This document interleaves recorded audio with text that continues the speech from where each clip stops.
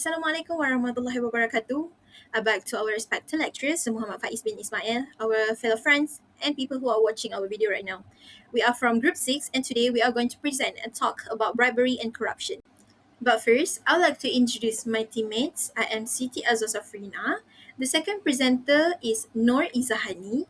The third presenter will be Noor Aida. And the last presenter will be Noor Shaza Zulaika.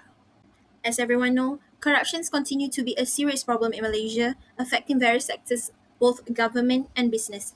Two recent articles report have shed light on the extent of the issue, revealing staggering figures and significant concerns on how corruptions and bribery have been rooted in the country's system.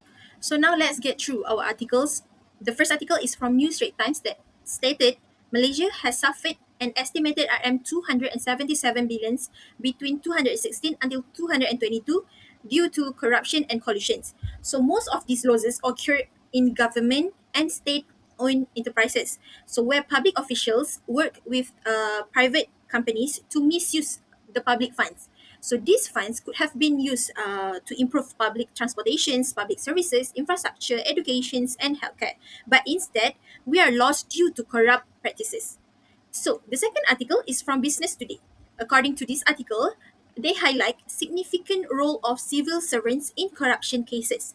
Over the past decade, civil servants made up more than half of all bribery-related arrests. So many of these individuals held positions of authority and where they are responsible for approving business license, government contracts, and regulatory decisions. So this abuse of power for personal gain reflects a culture of corruption within the parts of the public sectors and has serious undermine public trust in government instructions. So overall, we can take a look is these two articles show that Malaysian corruption is not only widespread but also systematic. While enforcement agencies such as Malaysia Anti-Corruption Commission (MACC) have taken steps to address these issues, weaknesses in accountability, transparency, and consistent enforcement continue to allow the corruption to persist. Therefore, to effectively tackle corruption, Malaysia needs stronger legal reforms, better monitoring, and a culture shift toward higher ethical standard in both public and private. So only through these efforts, public trust can be restored and sustainable economic growth can be achieved. So without further ado, I would like to ask Izahani and my fellow teammates to continue with these presentations. Next, I will present to you guys about the civil servant league bribery arrest over decades. The main issue here is a systematic bribery. The party involved in this article is a civil servant, the private sector, and also MACC. The reason behind this issue happened because of weak of monitoring. Currently, our system for detecting and preventing corruption are restored enough. Second, greed and abuse of power. It comes down to ethics to demand money for a personal gain. Next, impact and implication. First is erosion of trust. People lose faith in a government institution. Second is unfairness. Resources and control are given to the most qualified person, but to the one who pay the most. Third, economic loss. This leads to waste and a poor quality public service because money is being diverted into a private pockets instead of public projects. That's all for me. Next, I will pass to Aida. Thank you, Izzah. Now, I will continue about the second article, which is Malaysia lost 277 billion ringgit to corruption over 6 years. The issue of the articles are large-scale financial loss to public coffers and procurement, inflating costs between Malaysia and private sectors. Malaysian Anti-Corruption Commission (MACC) reveals about the devastating financial impact of the corruption and collusion in Malaysia. Over 6 years, Malaysia has reported lost 277 billion ringgit in national revenue due to the corrupt practice, misuse of power, and manipulation of public funds. These losses lead to several factors, such as inflation in project costs, revenue leakage in tax collection, procurement irregularities, and border duties.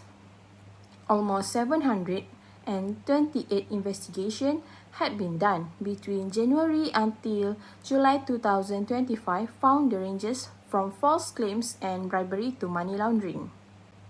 There are three parties that involved in this case, which are public offers, private sectors, and also Malaysian Anti-Corruption Commission's MACC.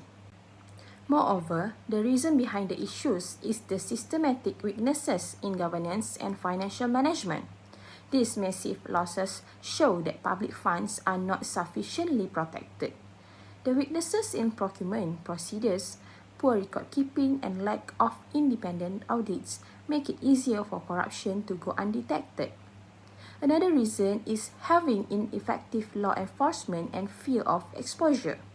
The lack of protection and lack of punishment may discourage people from reporting corruption or reforming their behavior as it continues to thrive despite regular arrests and public awareness campaigns.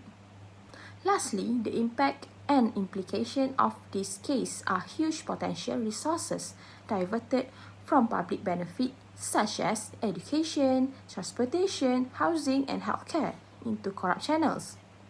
Next, project costs more, which is affecting public services. And lastly, erosion of fair competition and integrity in business. According to an NST investigation, private contractors and businesses who collude to get government projects are also involved in corruption, in addition to public authorities. The market is warped when tenders are manipulated or given out based more on connection than merit. Next, I will pass this presentation to the next presenter, Shaza.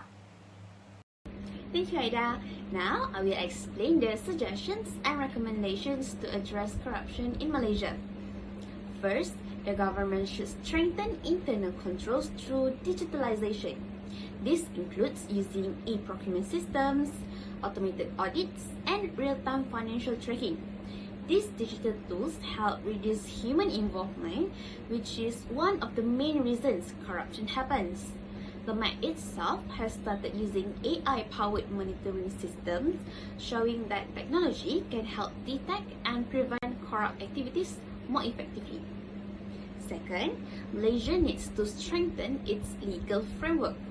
This means imposing tougher penalties for corruption and improving protection for whistleblowers under the MAC Act 2009. Many people are afraid to report corruption because they fear retaliation. By strengthening whistleblower protection, more cases can be exposed and corruption can be reduced. Third, integrity training and ethical culture must be reinforced, especially among younger public officers. The MAC has introduced the Integrity and Anti-Corruption course, or known as PR, as a compulsory subject for higher learning institutions. This course helps students understand the impact of corruption and encourages ethical thinking before they enter the workforce. Next, transparency in procurement public is very important. The Government Procurement Bill 2025 promotes open tenders and fair competition while reducing direct negotiations. This helps prevent hidden deals, inflated prices, and misuse of public funds. Lastly, fighting corruption requires cooperation from all parties. Under National Anti-Corruption Strategy 2034-2028, collaboration between the MAC, NGOs, and the private sectors, also including the public, is emphasized. A united effort ensures that anti-corruption initiatives are effective and sustainable. As the conclusion, we can say that both articles clearly shows that corruption in Malaysia is not a minor issue but a serious national problem. The loss of 277 billion ringgit Malaysia over 6 years and the high number of civil servants involved in bribery demonstrate how deeply rooted corruption is within the system. Corruption has serious consequences. It weakens governance, reduces the quality of public services, scares away investors, and causes the public to lose trust in government institutions. When officials abuse their authority for personal gain, people start to believe that the system is unfair and inefficient. The involvement of civil servants also highlights major ethical failures within the public sector, including weak integrity, poor monitoring, and lack of accountability. This damages the reputation of government institutions and reduces confidence in public administration. Moving forward, Malaysia must understand that enforcement alone is not enough to fight corruption. While laws and penalties are important, ethical education, transparency, and cultural change are equally necessary. Public servants must uphold integrity, and citizens must play their role by reporting misconduct and demanding transparency. Ultimately, combating corruption is a shared responsibility through strong ethical values, good governance, and cooperation among the government, private sector, NGOs, and society. Malaysia can restore public trust, protect national resources, and achieve sustainable development. Now, I will pass the last session to Siti Azwa. So with that remarks our end of these presentations. If anyone have a question regarding our topic, feel free to leave your comment at our chat box. We will reply to you guys as soon as possible. Thank you everyone.